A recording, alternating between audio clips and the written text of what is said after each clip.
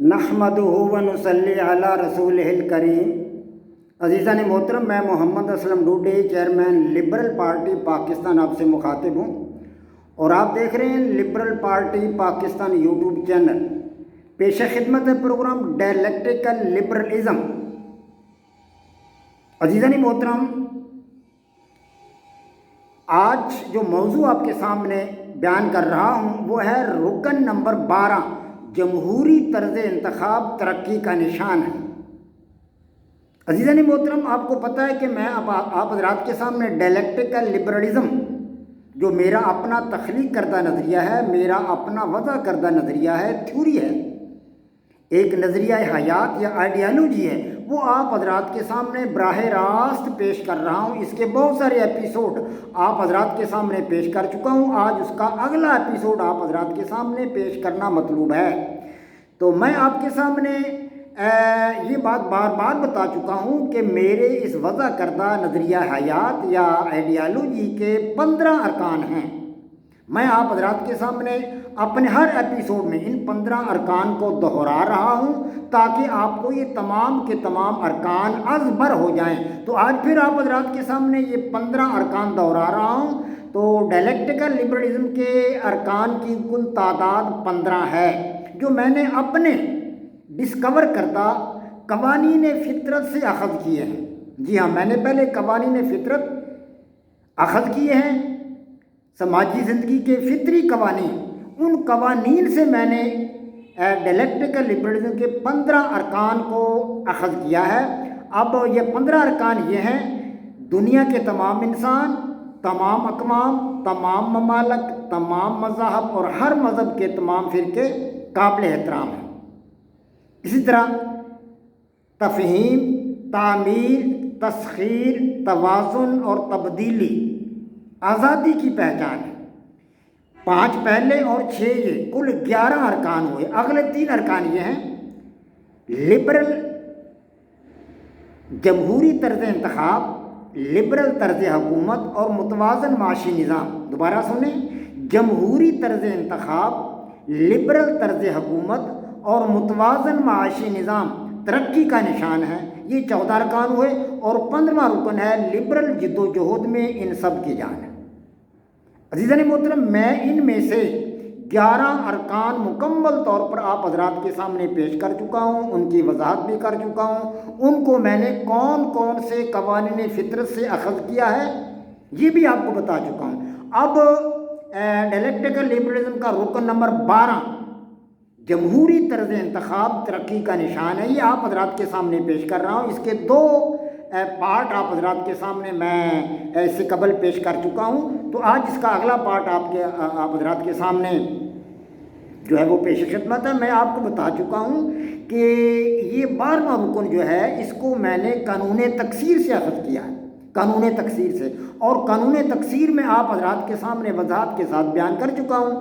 تو اب اگلا حصہ اس کا آپ کے سامنے پیش کرنے والا ہے اور وہ آپ کے سامنے پیش کر رہا ہوں۔ تو عزیزان محترم، میرے نزدیک جمہوریت، میں بڑی وضاحت کے ساتھ آپ کو بتا چکا ہوں کہ جمہوری طرز انتخاب جو ہے وہ ترقی کا ایک نشان ہے، اور جمہوریت فقط ایک جو ہے طرز انتخاب ہے، یہ طرز حکومت نہیں ہے۔ میں اس کو طرز حکومت کے طور پر لینے کے لیے کسی بھی قیمت پر تیار نہیں، یہ ہے ہی نہیں طرز حکومت۔ طرز حکومت لبرلزم ہے۔ تو عزیزان محترم، میں آپ کو بتا رہا ہوں کہ میرے نزدیک جمہوریت صرف ایک طرز انتخاب کے طور پر موضوع ہے، فقط ایک طرز انتخاب ہے، طرز حکومت کے طور پر ہرگز یہ موضوع نہیں۔ جمہوری طرز انتخاب میں سادہ اکثریت یا متناسب نمائندگی، سادہ اکثریت یا متناسب نمائندگی کے ذریعے کامیاب ہونے والے کو ریاست کی نمائندگی کا حق دیا جاتا ہے۔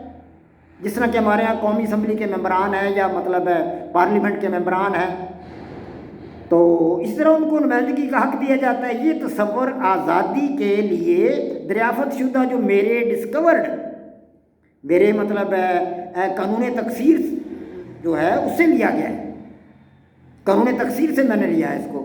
تو عزیزان محترم، اس لیے اسے لبرلزم کے ارکان میں شامل کیا گیا ہے، کیونکہ میں نے قانون تکثیر سے اسے اخذ کیا ہے، لہذا ڈائلیکٹیکل لبرلزم میں نے اس کو ایک بطور رکن کے لیا ہے، یعنی کہ جمہوری طرز انتخاب ترقی کا نشان ہے۔ تو جمہوری طرز انتخاب کا تسلسل اجتماعی قومی شعور میں بیداری پیدا کرتا ہے اور اسی طرح عوام کی سیاسی تربیت کرتا ہے، سیاسی کارکنوں کی سیاسی تربیت کرتا ہے، جو سیاسی تربیت کے خواہش مند ہوتے ہیں ان کو جلا بخشتا ہے، ان کے دلوں کو جلا بخشتا ہے، ان کی سیاسی تربیت کرتا ہے اور ان کو بیداری عطا کرتا ہے، اور اسی طرح وہ ان کو ان کی اپنی ذات کا شعور عطا کرتا ہے۔ انسان کو اپنی ذات کا شعور حاصل ہوتا ہے، اپنے آپ کے بارے میں پتہ چلتا ہے، جس میں علامہ اقبال خود ہی کے بارے میں کہتے ہیں، خود ہی کو کر بلند اتنا کہ ہر تقدیر سے پہلے خدا بندے سے خود پوچھے بتا تیری رضا کیا ہے۔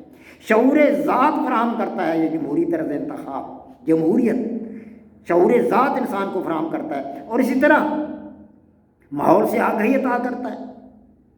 جب جمہوریت کو بطور طرز انتخاب ہم لیں گے اور ہم پر یہ بات واضح ہوگی کہ حکومت اکثریت کے ہاتھ میں چلی گئی ہے، تو ہمیں احساس ہوگا کہ ہم بھی ایسا نظریہ دیں، ہم بھی ایسے پروگرام دیں اور ہم بھی ایسا منشور دیں عوام کو جس کے ذریعے ہم عوام کی اکثریت حاصل کر لیں۔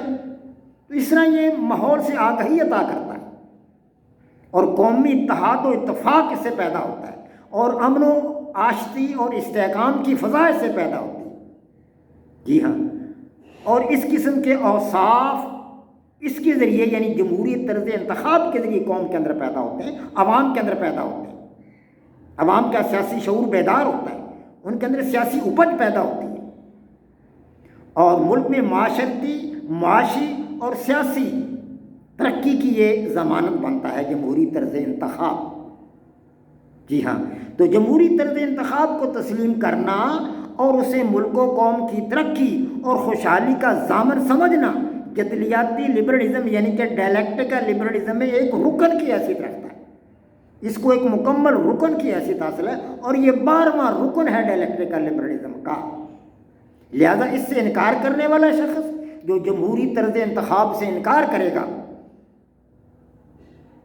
وہ کیا ہوگا؟